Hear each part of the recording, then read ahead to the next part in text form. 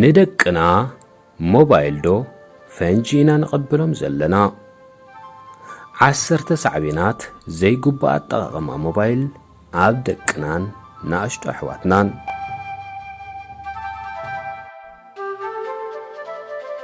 أنت قولع أم بيرون دخي تصبرو بلك اللخو أقمت أسكي واه أنت أستكال قولع سي أبزا أول بنين بريع قرقرن الله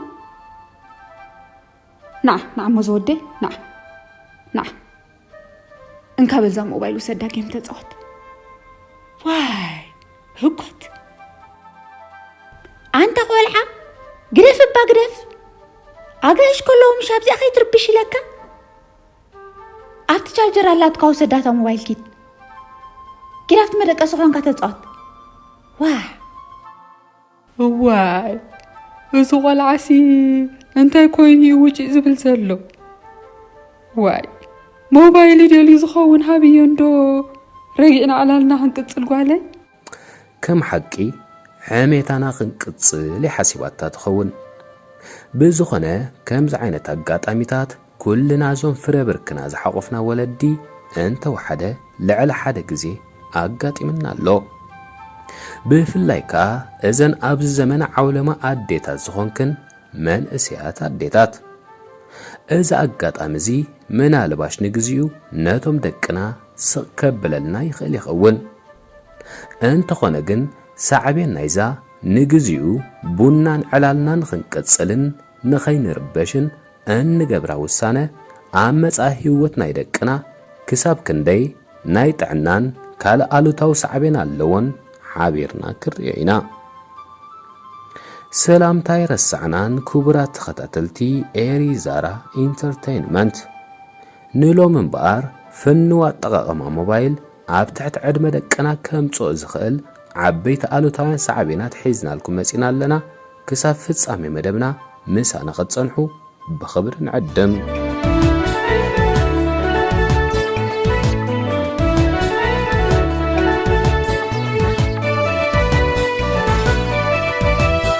حدا غزي انقعنا ينسنت عدمينا قدم ممصا اذا حجي ام معلتاوي هيوتنا انتقملا تنقساسي تليفون ابقع انبللو غزيلو مخنياتو تنقساسي تليفونات وي دما موبايلات ناب عداغا عالم مصين اب ايد نفس وكف كابزاتوا اب بحرياتن اكايدان دق سبات باونتاون الوتاون غونو ازي فولي ناي بحر لوطينا مصين موبايل تليفون ولا كوا زي كحد بزح طقمتات انت لوا بغبو انت زي تطقم كالاغن كاب كسارا غزي اتحيسكا تنصلو كاب سبات ولفناي موبايل جيماتن كالوت مزناغيتاتن اكالاون امراون سنطعنا زامسلو بزح مزز كتمصالنا كلنا انعزبو زلنا حقيو ازيو اسكاف تريوغنا ابتوم زصحف كاللوم زقبلو بصعدا ورقه زمسلو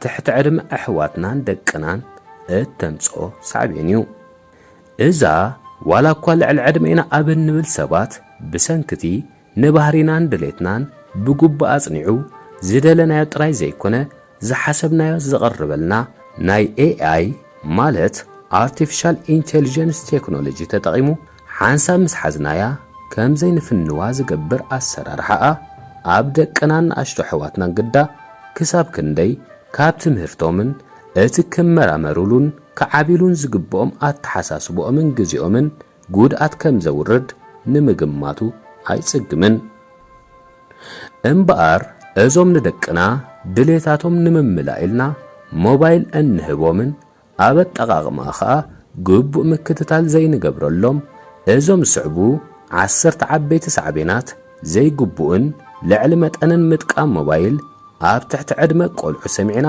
ነት ሰዓቤናት ብግቡእ ተረዲእና ኣብ ደቅና ጥቡቕ ምክትታል ክንገብርን ሙሉእ ተስፋ ኣለና እምባር ናብቶም 10 ዓበይቲ ሰዓቤናት ሞባይል ኣብ ደቅና ከነብለኩም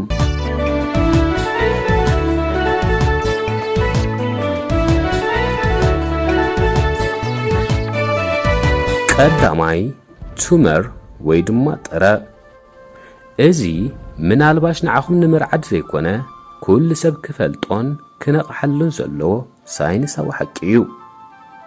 መጽናዕቲ ከም ዝሕብርዎ ጽዑቕ ምጥቃም ሞባይል ጥረ ከስዕቡ ይኽእሉ እዮም።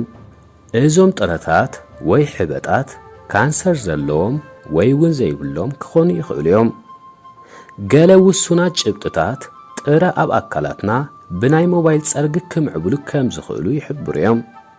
ስለዚ ንደቅና ካብ ጻዕቕ ምጥቃም ሞባይል ክንቆጻጸሮምን ውሱን ግዜ ክንገብረሎምን ግቡእና እዩ። ካልኣይ ሳዕቤን ከዓ ጽልውኡ ኣብ ንጥፈታት ሓንጎል እዩ። ዋላ እኳ ዝያዳ መጽናዕቲ ዘድልዮ እንተኾነ ገለ መጽናዕትታት ከም ዝብልዎ ሓንጎል ደቂ ሰባት ንኤሌክትሮማግኔቲካዊ ጸርጊ ኣዝዩ ዝተቓልዐ እዩ። ሞባይላት ከም ዝፍለጥ ኣብ ኩሉ ርክባተን ኤሌክትሮማግኔቲካውያን ማዕበላት እዮም ዝጥቀሙ። ኣእምሮና እውን ኣብ መንጎቶም ናይ ኣእምሮና ዋህዮታት ዝግበር ርክብ ብናይ ኤሌክትሮኒካዊ ሲግናል ስለ ዝኾነ ሳዕቤን ከይሃለዎ ኣይተርፍን እዩ። እንተኾነ ግና ከምቲ ልዒሉ ዝተጠቕሰ ዝያዳ መጽናዕቲ የድልዮ እዩ። እቲ ዝያዳ ንሓንጎሎም ክጸልዎም ዝኽእል ግና እቲ ትሕዝቶ ናይቲ ዝርእይዎን ንኽንደይ ግዜ ይጥቀሙን እዩ።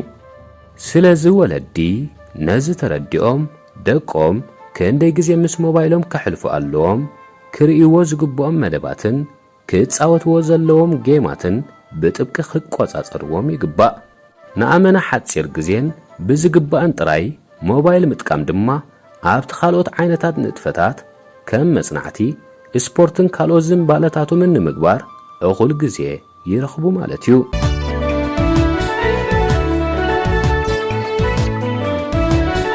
ሳልሳይ ናይ ትምህርቲ ብቕዓቶም። ብዙሓት ተምሃሮ ሞባይሎም ናብ ትምህርቲ ሒዞም ይኸዱ እዮም። ኣብ ናይ ግዜ ዕረፍትን ሰዓታት ትምህርትን ምስ ዓርከ መሓዛት ቻት ምግባርን ጌም ምጽዋትን ድማ ካብ ግዜ ናብ ግዜ ልሙድ ተርእዮ እናኾነ እዩ ዝመጽእ ዘሎ። እዚ ኸዓ ኣብ ትምህርቶም ንኸየድህቡ ኣገደሲ ትምህርታት ንኽሓልፎምን ጠንቂ ይኸውን። ከም ሳዕቤኑ ኸዓ ብዛዕባ ትምህርቶም ምንም ኣፍልጦ ዘይብሎም ይኾኑን ኣብ ፈተና ድማ ትሑት ውጽኢት የምጽኡን።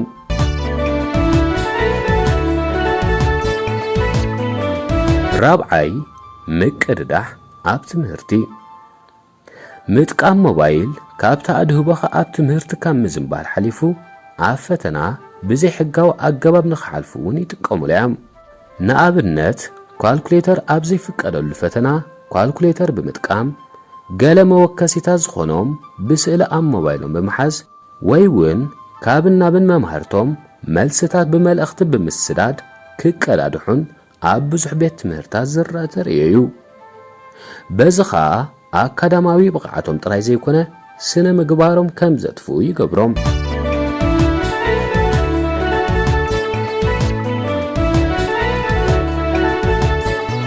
ሓምሻይ ጽዩፋት ኣሳኢልን ቪድዮታትን። ልክዕ ከምቶም ካልኦት መሳርሒታት ሞባይል እውን ብጌጋ መገዲ እንተተጠቒምካሉ ሓደገኛ እዩ።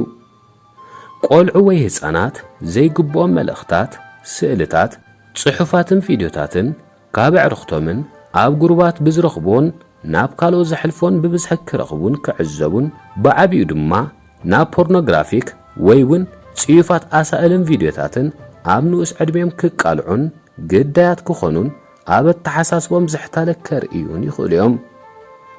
ብዘይካዚ እውን ናይ ገዛእ ርእሶም ዘይሓለፍነታውያን ስእልታት ከም ኣብነት ዕርቃኖም ዝወፁ ስእልታት ኣብ ንሕድሕዶም ሼር ብምግባር ኣብ ሙሉእ ህይወቶም ተጣዒሶም ክመልስዎ ዘይክእሉ ሽግር ክፈጥሩ ይኽእሉ ስለ ዝኾኑ ፍኑ ምጥቃም ሞባይል ኣብ ትሕቲ ዕድመ ህፃናት ካብ ከስዕቦ ዝኽእል ሓደገኛ ሳዕቤን እዚ ሓደ እዩ።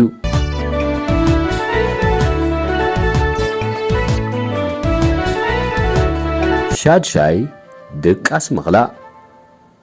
ቆልዑ ኣብ ሕላፍ ሰዓት ምስ ፈተውቶም ቻት ክገብሩ፣ ጌም ክጻወቱ፣ ኣብ ሶሻል ሜድያ ክዛውኑ ዘሕልፍዎ ግዜ ኣብ ዝተናውሐ እዋን እኹል ድቃስ ብዘይምርካቦም ድኻምን ረሸት ዘብል ስምዒት ክወሮምን ንቡር እዩ። ከም ውጽኢቱ ኸዓ ኣብ ትምህርቶም ክተኸሱን ኣድህቦም ከጥፍኡን ይረኣዩ።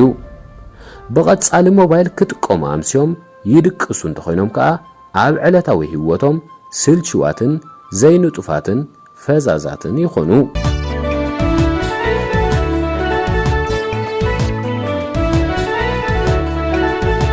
ሻብዓይ ኣካላዊ ጥዕና ብዙሕ ሰዓታት ምስ ሞባይል ዘሕልፉ ቆልዑ ንኣካላዊ ምንቅስቓስን ደገ ወፂኦም ንጹህ ኣየር ናይ ምርካብን ዕድል ይኹን ድሌት የብሎምን። በዚ ከዓ ግዳያት ናይ ክስዕናን ካልኦት ውፅኢት ዘይምንቅስቓስ ዝኾኑ ሓደገኛታት ሕማማት ከም ሽኮርያን ጸቕጢ ደመን ይኾኑ። ብዘይካዚ ንብዙሕ ሰዓታት ምስ ስክሪን ሞባይል ተፋጢጦም ብምውዓሎም ብፍላይ ከዓ ኣብ ጸልማት ንዓይኖም ከዳኸሞምን ብግቡእ እንተዘይተኣልዮም ከዓ ክሳብ ካንሰር ዓይንን ዑረትን ክበጽሑ ልዑል ተኽእሎ ኣሎ። ኣብ ክሳዶምን ሕቖኦምን እውን ናይቲ ደኒኖም ንነዊሕ ግዜ ዝጥቀምዎ ከቢድ ማህሰይቲ ክወርዶምን ኣብ ቅርጺ ኣካላቶም ናይ ምጉባእ ዝምባለ ከርእዩን ይኽእሉ።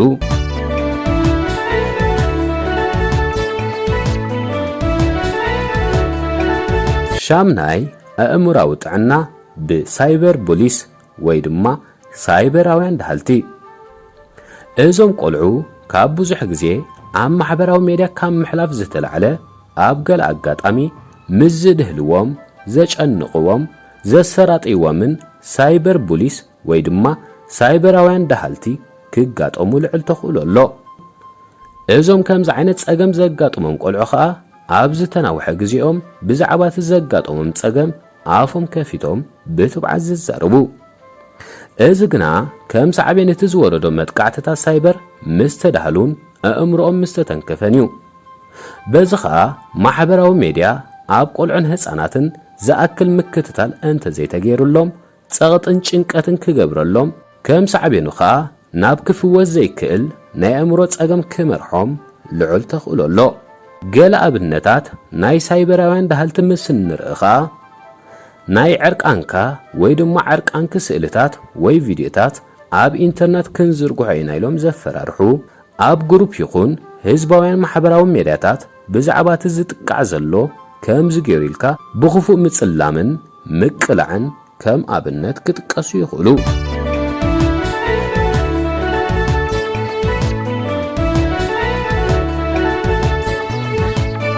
ታሽዓይ ተነጽሎ ዝበዝሐ ግዜኦም ምስ ሞባይል ዘሕልፉ ቆልዑ ምስ ሰባት ብፍላይ ከዓ ቤተሰብን መቕርብን ብዙሕ ክለግቡ ዘይደልዩን በይኖም ሞባይሎም ሒዞም ክብሕቱ ዝደልዮም ከም ሳዕቤኑ ከዓ ምስ ሰባት ዘለዎም ዝምድና ድሩትን ሓሳቦም ብዝግባእ ክገልጹ ዝጽጎምን ኮይኖም ይዓብዩ። ኣብ መንጎ መሳቶኦም ብዘለዎም ተነጽሎ ከዓ ካብ መሳቶኦም ፍልይ ዝበለ ባህርን ብጽልእን ቂምን ተመሊኦም ክዓብዩ ይኽእሉ እዮም። ምስ ዓበዩ ኣብ ዝገብርዎም ፍቕራዊ ዝምድናታት እውን ብኣሉታ ክጸልዎ ይኽእል እዩ።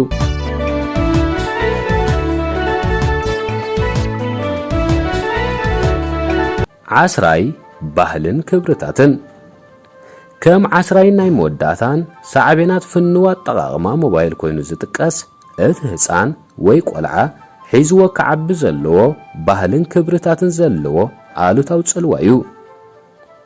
ሓደ ህፃን ኣብ ሞባይል ዝረኽቦ ዝተፈላለየ ባህልታት ነቲ ሓፈሻዊ ኣፍልጦ እቲ ህፃን ዝዕብን ብዙሕ ኣፍልጦ ብዛዕባ ኣብ ዝተፈላለየ ሃገራት ዘሎ ባህልን ክህልዎ ሓጋዝ እኳ እንተኾነ ጽልዋ ናይቶም ናብ ባህልና ክመጹ ዘይንብህጎም ኣተሓሳስባታት ንኣብነት ግብረ ሶዶማዊ ናጽነት፣ ኣከዳድና፣ ኣቀማቕማ፣ ኣዘራርባ ኮታስ ነቲ ትሕቲ ዕድመ ቆልዓ ናብ ምዕራባዊ ዓለም ባህልታት ዝመርሕዎ ቪድዮታት ካብቲ ባህሉን ክብርታቱን ኣርሒቖም ግዳይ ክገብርዎ ይኽእሉ እዮም።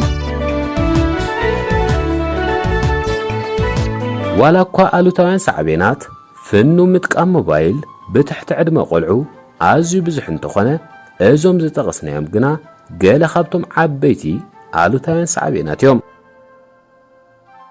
እምበኣር በዞም ልዕል ኢሎም ዝተጠቕሱ ገለ ቁሩብ ቅድሚ ሕጂ በዚ ዓይኒ ዝርኢናዮም ዘይንፈልጥ ገለ ንቕሓት ብምግባር ወለዲ ኣብ ጉዳይ ህፃናትን ናብ ትምህርቲ ዓለም ዘተጸንበሩን ንኣሽቱ ደቆምን ክሳብ ዓቕሚ ኣዳም በፂሖም ሕማቕን ጽቡቕን ዝፈልጥሉ ደረጃ ዝበጽሑ ተተኻኢሉ ሞባይልን ታብለትን ካልኦት ምስ ዕድሚኦም ዘይከዳ ናብ ካልእ ኣሉታዊ መገዲ ከመርሕኦም ዝኽእላ ዘይመሃቦም እንተ ዘይተኻኢሉ ከዓ ብግዜ ብምግዳብ ምቁፅጻሮም ወይ ከዓ ባዕልና ወይ ምስ ክኢላታት ተዘራሪብና ናቶም ምስ ዕድሚኦም ዝኸይድ ኣካውንት ብምውፃእ ወይ እውን ኣብ ሴቲንግ ናይታ ዝጥቀሙላ ሞባይል ፓረንታል ኮንትሮል ብምግባር ወይ ከዓ ኦንሊ ፎር ኪድስ ዝብል ምርጫ ኣብ ዩቲዩብ ብምቕያር ክንቆፃፀሮምን ንውሕስ መጻእ ደቅና ድማ ደኺምና ከይበልና ብደቂቕ ክንከታተሎምን ለበዋ ዘየድልዮ ናይ ደቅናን ንኣሽቱ ኣሕዋትናን ሓላፍነት እዩ። እዚ ይመስል ናይ ሎሚ መደብና ክቡራትን ክቡራንን ተዓዘብትና ምሳኹም ዝጸናሕኩ ሙሴ ግርማጽዮን እየ። ንሎሚ ዝበልናዮ ትሕዞና እዚ ይመስል ክሳብ ዝተፈለየ ትሕዝቶ እንራኸብ ከዓ ሰላምን ጥዕናን ኣብ ዘለናዮ